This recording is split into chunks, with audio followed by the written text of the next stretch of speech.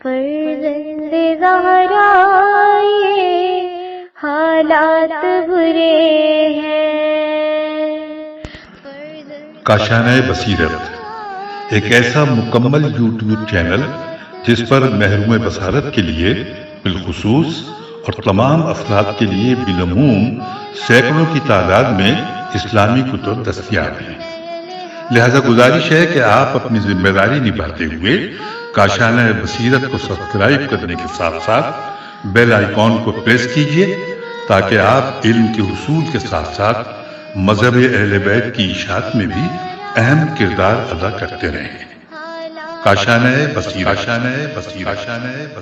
فرزند زہرا یہ حالات برے ہیں۔ بسم اللہ الرحمن الرحیم۔ السلام علیکم سامعین، کاشانہ بصیرت کے یوٹیوب چینل پر ہم کتاب پڑھ رہے ہیں الدمۃ الثاقبہ جلد دوم، اور یہ ہے ریڈنگ کا پارٹ نمبر 49۔ ہم کتاب کے صفحہ نمبر 621 پر ہم نے آپ سے اجازت چاہی تھی، اور یہاں پر ہم نے پڑھنے کا آغاز کر دیا تھا پچھلی نشست میں کہ امام صادق علیہ السلام اور دربار منصور۔ تو اس حوالے سے ہم نے 2 واقعات پڑھ لیے تھے کہ جب مولانا امام صادق علیہ السلام نے منصور کے دربار میں جب گئے تو ان جو بھی واقعات تھے وہ یہاں پر تحریر تھے جو ہم نے پڑھ لی، اور اب ہم مزید آگے چلیں گے۔ کل 7 دفعہ مولا امام صادق علیہ السلام کا دربار منصور میں جانا اور وہاں کی تفصیلات اس کتاب میں موجود ہیں۔ آئیے ہم تیسری بار جب امام صادق علیہ السلام دربار منصور میں گئے وہاں پر کیا کچھ ہوا مل کر پڑھتے ہیں۔ کتاب محیج الدعوات میں ابراہیم ابن جبلہ سے مروی ہے کہ ایک سال جب امام صادق علیہ السلام ربضہ ربضہ میں تھے تو منصور نے بھی چند دن وہیں گزارنے کا فیصلہ کیا۔ جب ربضہ میں منصور کا قیام ہو گیا تو کہنے لگا کوئی ہے جو جعفر ابن محمد علیہ السلام سے میری جان چھڑا دے۔ یہ عجیب شخص سے ہے جو کہتا ہے کہ اگر عبداللہ ابن حسن کامیاب ہو گیا تو حکومت میری ہوگی، اور اگر وہ مارا گیا تو میں محفوظ ہوں۔ بخدا اب اسے قتل کیے بغیر نہیں چھوڑوں گا۔ منصور نے مجھے کہا کہ اے ابن حبلہ جا اور جعفر علیہ السلام کے گلے میں رسی ڈال کر ان کو لے آ۔ میں آپ کے مکان پر آیا اور وہاں پر آپ نہ تھے۔ پھر مسجد میں آیا، دیکھا تو آپ دروازے پر اس طرح کھڑے تھے جیسے میرے انتظار میں ہوں۔ میں شرم کے مارے وہ کام تو نہ کر سکا جو منصور نے کہا تھا۔ میں نے کہا حضور آپ کو منصور نے یاد کیا ہے؟ آپ نے فرمایا میں تیرے انتظار میں تھا، مجھے صرف 2 رکعت نماز پڑھ لینے دے پھر چلتے ہیں۔ آپ مسجد کے اندر گئے اور 2 رکعت نماز پڑھی، کوئی دعا مانگی جسے میں سمجھ نہ سکا، اور پھر آپ باہر آئے اور مجھے فرمایا کہ تو منصور کے حکم کی تعمیل کر، جیسے اس نے کہا ہے مجھے ویسے ہی لے چل۔ میں نے عرض کیا قبلہ آپ فرزند رسول ہیں، مجھ سے یہ نہیں ہو سکتا، البتہ میں نے آپ کا ہاتھ پکڑ لیا ہے اور منصور کے پاس لے کر چلتا ہوں۔ جب میں دروازے میں داخل ہونے لگا تو آپ کا ایک جملہ میں نے سنا، یا رب جبرائیل و میکائیل، یا رب جبرائیل و میکائیل۔ اتنے میں منصور کے سامنے آ گئے۔ منصور لیٹا ہوا تھا۔ جو ہی اس نے آپ کو دیکھا اٹھ بیٹھا اور کہنے لگا کیا یہ سچ ہے کہ عبداللہ ابن حسن کو آپ اس لیے آگے بڑھا رہے ہیں کہ اگر وہ کامیاب ہو گیا تو حکومت آپ کو ملے گی، اور اگر وہ ناکام ہو گیا تو آپ محفوظ رہیں گے؟ آپ نے فرمایا منصور، میں نے پہلے بھی تجھے کہا تھا اور اب بھی کہہ رہا ہوں کہ چغل خوروں سے بچ کے رہنا۔ وہ لوگ تمہاری حکومت پسند نہیں کرتے اور تمہیں آپس میں لڑا کر کمزور کرنا چاہتے ہیں۔ میں نے اس قسم کی بات نہ پہلے کبھی کی ہے اور نہ ہی آئندہ ایسا ارادہ ہے۔ منصور نے کہا ٹھیک ہے، آپ آرام فرمائیں۔ جب آپ واپس چلے گئے تو منصور نے عیسیٰ ابن علی سے کہا جا کر ذرا جعفر علیہ السلام سے پوچھ لے عبداللہ ابن حسن میرا خیر خواہ ہے یا امام صادق علیہ السلام کا؟ تو عیسیٰ کا بیان ہے کہ ابھی آپ راستے میں تھے، میں نے کہا منصور پوچھ رہا ہے عبداللہ میرے ساتھ ہے یا آپ کے ساتھ ہے؟ تو امام صادق علیہ السلام نے فرمایا وہ میرے ساتھ ہے۔ اور جب میں نے واپس آ کر منصور کو بتایا تو اس نے کہا کہ جعفر علیہ السلام نے سچ کہا ہے، عبداللہ انہی کے ساتھ ہے۔ اور سامعین اب ہم آگے چلتے ہیں کہ چوتھے بار کہ جب امام صادق علیہ السلام چوتھی مرتبہ دربار منصور میں گئے، تفصیلات اس کے یوں ہیں کہ کتاب مہیج میں ربی ریب آئین نے ابراہیم ابن جبلہ سے روایت کی ہے کہ ایک مرتبہ منصور نے مجھے مدینے سے امام صادق علیہ السلام کو گرفتار کر کے لانے کا حکم دیا۔ میں تعمیل حکم کی خاطر مدینے گیا، امام صادق علیہ السلام کو واقعہ بتایا، آپ تیار ہو گئے اور میرے ساتھ چلے آئے۔ جب ہم بغداد میں در دربار پر پہنچے تو میں نے امام صادق علیہ السلام کو باہر بٹھایا اور خود اندر آیا، منصور کو بتایا۔ منصور نے مسیب ابن ظہیر یہ کو بلایا، اسے تلوار دی اور کہا کہ جب جعفر صادق علیہ السلام اندر میرے سامنے آئے اور میں تجھے اشارہ کر دوں تو اسے قتل کر دینا۔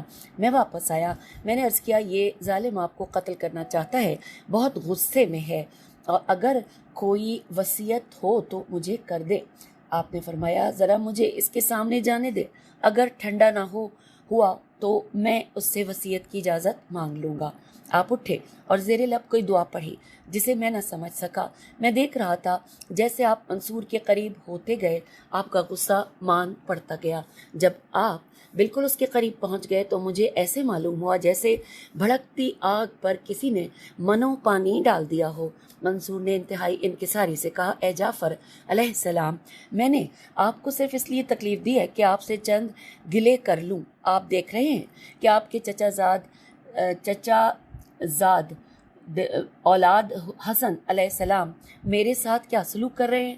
اگر میرے علاوہ کوئی اور حکمران ہوتا تو یہ لوگ خاموشی سے اس کے مطیع ہوتے۔ آپ نے فرمایا منصور، مجھے اپنے آبا کے ذریعے سرور انبیاء سے چند احادیث موصول ہوئی ہیں جن کا تعلق صلہ رحمی سے ہے، اگر تو کہے تو سنا دوں۔ منصور نے کہا ضرور سنائیں۔ آپ نے فرمایا میرے نبی نانا صلی اللہ علیہ وآلہ وسلم کا ارشاد ہے کہ نیکی اور صلہ رحمی سے عمر میں اضافہ ہوتا ہے اور دولت میں ترقی ہوتی ہے۔ میرے نانا نے فرمایا ہے جو شخص یہ چاہتا ہے کہ ملک الموت اسے بھول جائے اور بیماری اس کے قریب نہ آئے تو وہ صلہ رحمی کرے۔ میرے نانا نے بتایا ہے کہ شب معراج میں نے ایک شخص کو عرش الہی سے چمٹ کر قطع رحمی کرنے والے کا شکوہ کرتے ہوئے دیکھا، تو میں نے جبرائیل سے پوچھا کہ اس کے درمیان اور جس کا شکوہ کر رہا ہے اس کے درمیان کتنا فاصلہ ہے، تو جبرائیل علیہ السلام نے بتایا 7 پشتوں کا۔ تو منصور نے ابراہیم کو حکم دیا کہ جعفر کو اچھی سواری اور 4000 دینار دے کر واپس کر دو۔ بعد میں نے عرض کیا حضور وہ ظالم تو بڑے غصے میں تھا، آپ نے کیا کیا کہ وہ بالکل ٹھنڈا پڑ گیا؟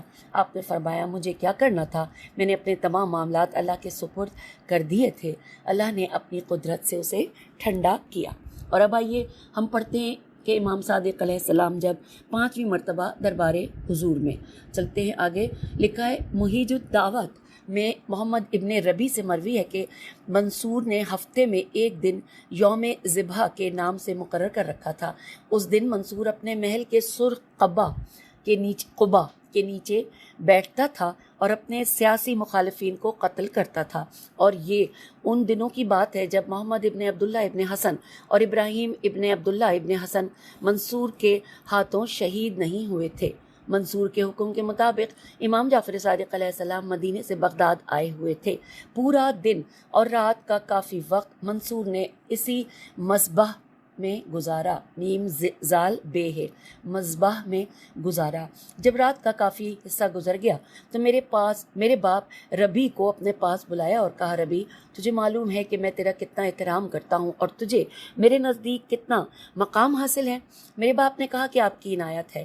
منصور نے کہا میرے سیاسی مخالفین بڑھتے جا رہے ہیں اور اس سلسلے میں مجھے تیرے تعاون کی ضرورت بھی ہے۔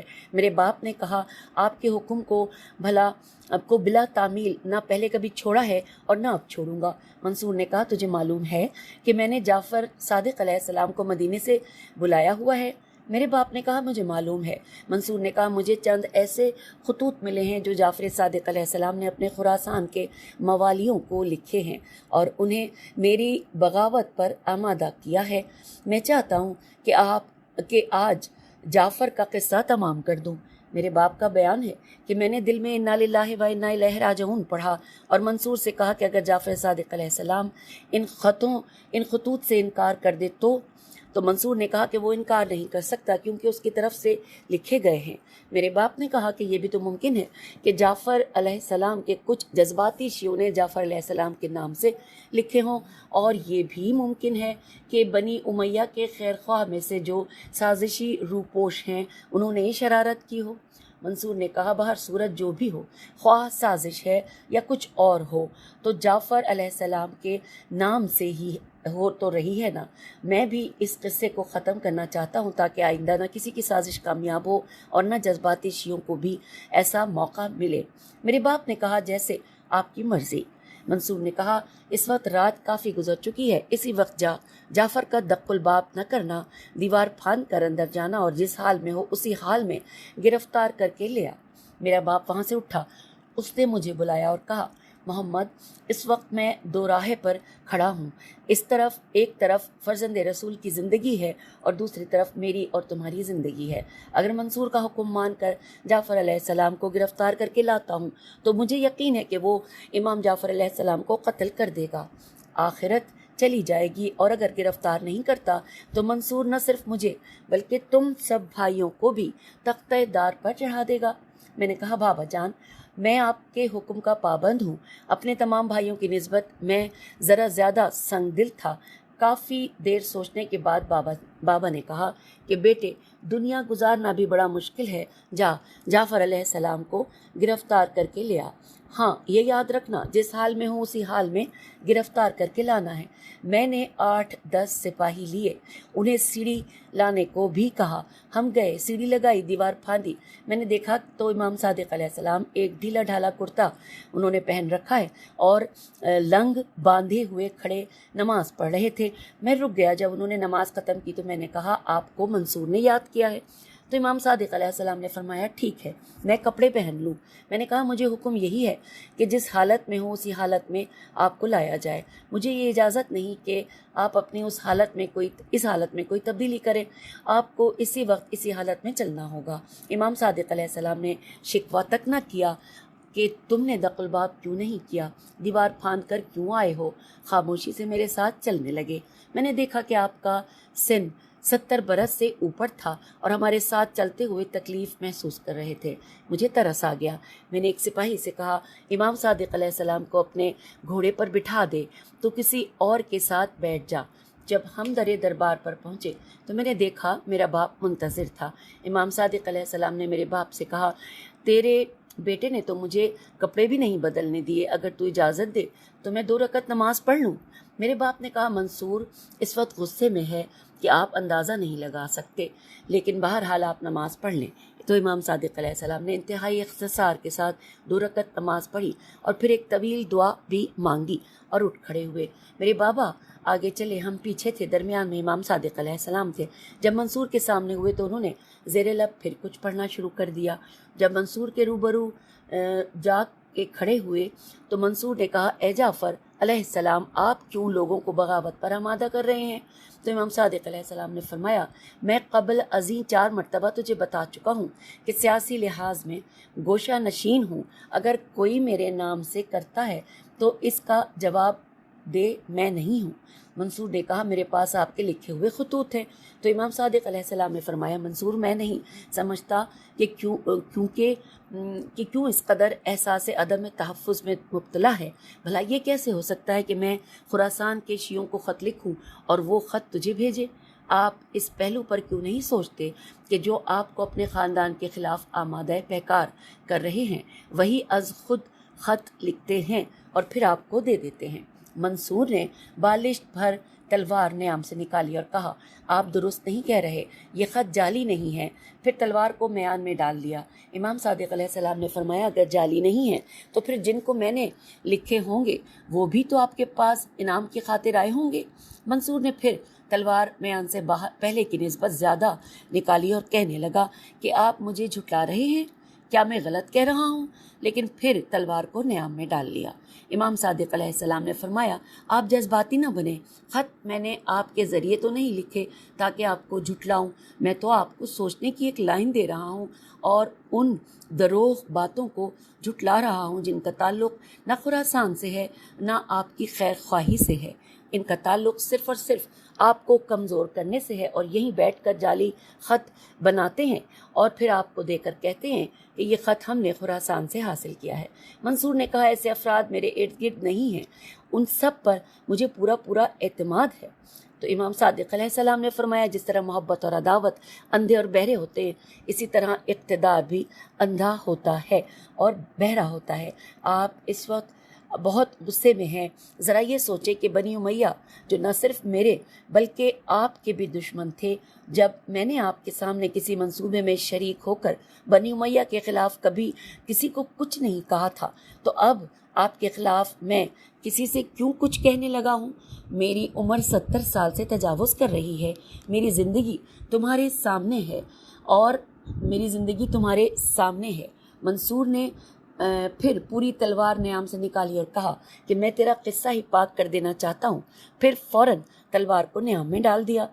امام صادق علیہ السلام نے فرمایا موت اور زندگی اللہ کے اختیار میں ہے، جب وہ نہیں چاہے گا تو میں ایک لمحہ بھی زمین پر نہیں گزار سکوں گا، خواہ لاکھ لشکر میرے محافظ ہوں، اور جب تک وہ زندہ رکھے گا مجھے کوئی نہیں مار سکتا، خواہ ساری دنیا ہی مخالف ہو جائے۔ اگر میری زندگی ہی ختم ہے تو میں کیا کہہ سکتا ہوں؟ منصور نے میرے بابا سے کہا ربی، ایسے معلوم ہوتا ہے کہ جعفر علیہ السلام سچ کہہ رہا ہے، ایسا کر اپنی سواری کا گھوڑا اور 10,000 دینار دے کر انہیں اپنے مقام پر واپس بھیج دے اور ان کے ساتھ جا اور مکان پر پہنچانے کے بعد ان سے پوچھنا کہ اگر ہمارے ہاں رہنا چاہیں تو ہم سر آنکھوں پر رکھیں گے اور اگر واپس مدینہ جانا چاہیں تو ہمیں کوئی اعتراض نہیں ہے۔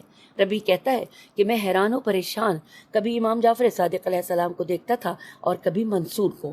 جب میں امام صادق علیہ السلام کو ان کے مکان پر چھوڑ کے واپس آیا تو منصور اسی طرح بیٹھا تھا۔ میں نے منصور سے کہا حضور آپ کو یاد ہے قبل ازیں 4 مرتبہ آپ نے امام جعفر صادق علیہ السلام کو ارادہ قتل سے بلایا ہے، لیکن جس طرح آج آپ غصے میں تھے اس طرح پہلے کبھی نہ تھے، اور جس طرح آج آپ نے امام صادق علیہ السلام سے سلوک کیا ہے اس طرح پہلے کبھی نہ کیا تھا۔ 3 مرتبہ آپ نے تلوار میان سے نکالی، میں یہی سمجھا کہ آج آپ کسی جلاد کی خدمات بھی حاصل نہیں کریں گے، اور ہر مرتبہ آپ نے تلوار کو میان میں رکھ لیا۔ پھر آپ نے پہلے سے زیادہ احترام کے ساتھ امام جعفر صادق علیہ السلام کو واپس بھی بھیج دیا۔ تو منصور نے کہا ربی، بات میں تجھے بتاتا ہوں، اگر اس کی بھنک بھی باہر نکل گئی تو میں نہ صرف تجھے بلکہ تیری نسل میں سے بھی کسی کو نہ چھوڑوں گا۔ میں نے کہا جب آپ زندہ ہیں کسی کو نہیں بتاؤں گا۔ تو منصور نے کہا کہ اور خطرہ تو نہیں ہے، صرف یہ ڈر ہے کہ بنی فاطمہ اور چوڑے ہو جائیں گے اور یہ واقعہ سن کر بنی عباس بزدلی کا شکار ہو جائیں گے۔ بنی فاطمہ کے علم و فضل اور کمال ہے، ان کا کمال ہے، کوئی جاہل ہی انکار کر سکتا ہے۔ یہ علیحدہ بات ہے کہ اقتدار نے ہمیں اندھا کر رکھا ہے۔ میں نے کہا ایسی کون سی بات ہے؟ منصور نے کہا جب میں نے پہلی مرتبہ تلوار کھینچی نبی اکرم صلی اللہ علیہ وآلہ وسلم میرے اور جعفر کے درمیان حائل ہو گئے اور مجھے فرمایا خبردار، میں نے تلوار میان میں ڈال لی۔ جب میں نے دوسری مرتبہ تلوار کھینچی تو پھر رسول اکرم میرے اور جعفر کے درمیان آ گئے اور اب کہ انہوں نے تماچا سامنے کیا اور کہا منصور اگر تو نے ذرا بھی حرکت کی تو میں تجھے واصل جہنم کر دوں گا۔ میں نے خوف کے مارے تلوار میان میں ڈالی اور یہ سمجھا کہ میرا وہم ہے، لیکن جب تیسری مرتبہ میں نے تلوار نکالی تو اس وقت میرے اسی قدر قریب آ گئے کہ میں کانپنے لگا، اور اب نبی اعظم کے ہاتھ میں ایک آتشین چابک تھا اور انہوں نے فرمایا کہ منصور میں تجھے تیسری مرتبہ روک رہا ہوں، اگر اب تو نے جسارت کی اور میرے بچے کو کچھ کہا تو پھر اپنا انجام بھی دیکھ لینا۔ ربی کہتا ہے کہ پھر میں امام صادق علیہ السلام کو ملا اور عرض کی قبلہ آپ نے 2 دعائیں مانگی تھی۔ آپ نے فرمایا کہ ہاں ربی، اگر مجھے تیری جان کا خطرہ نہ ہوتا تو جو کچھ منصور نے مجھے دیا ہے میں تجھے دے دیتا۔ ہاں، تو نے مدینے میں میری زمین مجھ سے مانگی تھی، اب وہ زمین میں تجھے دیتا ہوں۔ میں نے عرض کیا قبلہ اب مجھے زمین کی ضرورت نہیں ہے، آپ مجھے وہ دونوں دعائیں عنایت فرما دیں، میرے لیے زمین سے زیادہ ہیں۔ آپ نے فرمایا ربی، ہم اہل بیت ہیں، دی ہوئی چیزیں واپس نہیں لیتے، اور جب زمین میں نے تجھے دے دی ہے اب تیری ہے، یہ لے زمین کے ہبہ کی تحریر ہے، اور یہ دونوں دعائیں بھی میں نے تیرے لیے لکھوا کر رکھ لی تھیں۔ تو سامعین یہاں پر وہ دعا تحریر نہیں ہے کیونکہ اس میں لکھا ہے کہ وہ دعا لکھ کر امام صادق علیہ السلام نے اس کے حوالے کی۔ اور اب آئیے سامعین، یہاں پہ نمبر 6 پہ لکھا ہے کہ دربار منصور میں امام صادق علیہ السلام چھٹی مرتبہ اور بغداد میں دوسری مرتبہ۔ تفصیلات کچھ یوں ہیں۔ کتاب محیج الدعوات میں صفوان ابن مہران سے مروی ہے کہ مدینے کے ایک مخزوی میم خے زے واو چھوٹی ہے نے منصور کو اس وقت شکوہ کیا جب محمد و ابراہیم ابن عبداللہ ابن حسن منصور کے ہاتھوں شہید ہو چکے تھے۔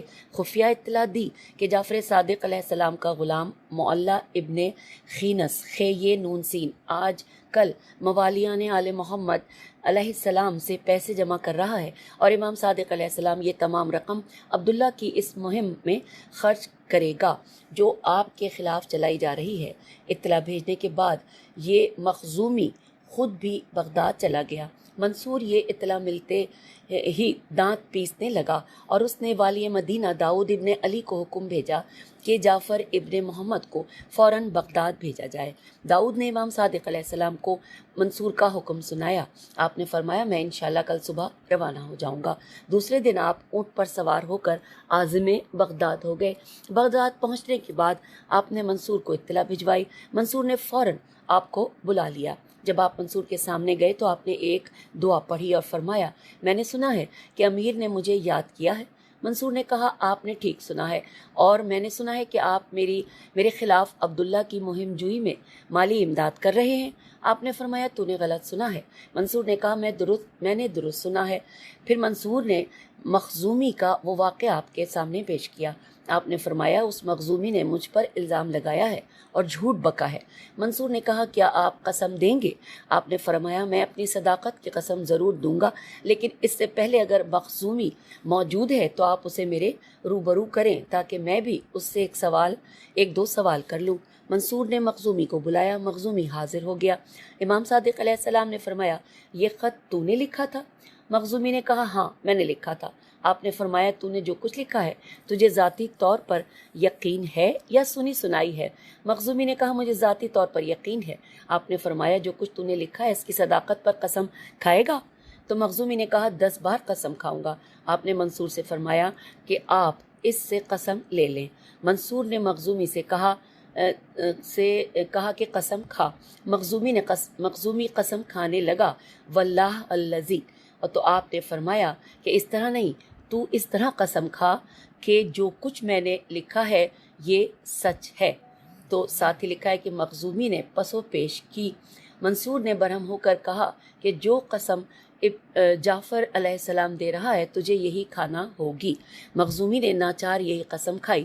ابھی قسم پوری نہیں ہوئی تھی کہ وہ گرا اور گر کر مر گیا۔ منصور نے کہا اس خط کے سلسلے میں تو میں مطمئن ہو گیا ہوں کہ غلط تھا، لیکن یہ بتائیں کہ جب ہم قسم دیتے ہیں تو لوگوں کو کچھ نہیں ہوتا، اس قسم سے یہ فوراً کیوں مر گیا؟ تو آپ نے فرمایا کہ تم لوگ قسم دیتے وقت واللہ باللہ کہتے ہو، حالانکہ اللہ بڑا کریم ہے۔ جب ایک شخص اپنے کلام کے آغاز میں اللہ کا نام لے لے اللہ اس کا مواخذہ فوراً نہیں کرتا۔ میرے نانا کا ارشاد ہے کہ جب کسی کے جھوٹ اور سچ کا پتہ کرنا ہو تو اسے اس طرح قسم دو جس طرح میں نے اس مخزومی سے کہا ہے۔ اور آئیے سامعین، اب یہاں پر 7ویں دفعہ لکھا ہے، یعنی 7 پوائنٹ ہے جس میں لکھا ہے کہ امام صادق علیہ السلام 7ویں مرتبہ دربار منصور میں۔ تفصیلات کچھ یوں ہیں کہ کتاب محیج الدعوات میں محمد ابن عبداللہ اسکندری سے روایت ہے کہ مجھے منصور سے وہ تقرب حاصل تھا جو اور کسی کو نہیں تھا۔ میں منصور کی ہر خلوت و جلوت میں اس کا رازدان رہتا تھا۔ ایک دن منصور کہنے لگا کہ محمد میں نے سادات بنی فاطمہ میں سے کم و بیش 100 سے زیادہ سرکردہ افراد کو قتل کر دیا ہے، لیکن تاحال جعفر صادق علیہ السلام نے مجھے ایسا کوئی موقع نہیں دیا۔ جب تک جعفر علیہ السلام زندہ ہے اس وقت تک مجھے اطمینان نہیں آئے گا۔ محمد نے کہا آپ کو معلوم ہے کہ اس وقت امام صادق علیہ السلام عمر کے اس مقام پر ہیں جہاں خواہش اقتدار ختم ہو جاتی ہے اور وہ آپ کے لیے کسی قسم کا خطرہ نہیں ہے، وہ تو ہر وقت مصلح عبادت پر ہی بیٹھے رہتے ہیں۔